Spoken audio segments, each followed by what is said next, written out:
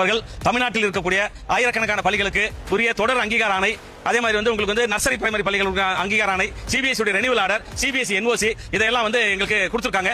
ஒரு பைசா கூட பணம் வாங்காம நேர்மையான முறையில் இந்த அங்கீகார ஆணை கொடுத்திருக்காங்க. அதுக்காக பள்ளி கல்வித்துறைக்கு, இயக்குநர் அவர்களுக்கு, செயலாளர் அவர்களுக்கு, எல்லோருக்கும் எங்கள் தனியார் பள்ளிகள் சார்பாக, அனைத்து தனியார் பள்ளிகள் சங்கங்களின் சார்பாக நாங்கள் எங்கள் நெஞ்சார்ந்த நன்றியை தெரிவித்துக் கொள்கிறோம். அதே மாதிரி கடந்த ஆட்சியில் இந்த மாதிரி அலைகளுக்கு இருக்காது, எல்லோருக்கும் நாங்கள் உடனே கொடுக்கிறோம். ஆன்லைன் மூலம் ஜூலை மாதம் முதல் ஆன்லைன் மூலம் அங்கீகாரம் கொடுக்கிறோம் அப்படின்னு சொல்லியிருக்காங்க. அது பெரிய வரவேற்க வேண்டிய விஷயம். தமிழ்நாட்டு பள்ளி கல்வித்துறை வரலாற்றிலே இந்த மாதிரி ஒரு நிகழ்வு என்பது எங்களுக்கு மிகப்பெரிய மகிழ்ச்சி.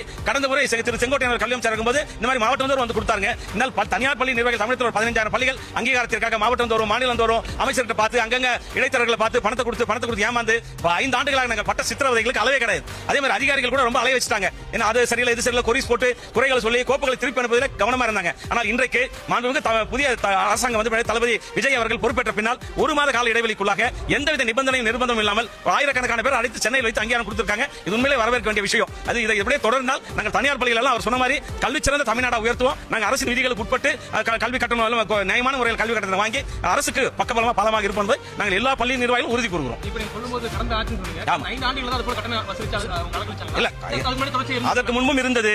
கடந்த ஆட்சி ரொம்ப அதிகமா இருந்தது, பெரிய மன உளைச்சல் அதிகமா இருந்தது. பணத்தை வாங்கினாலும் வேலை செய்யலீங்க.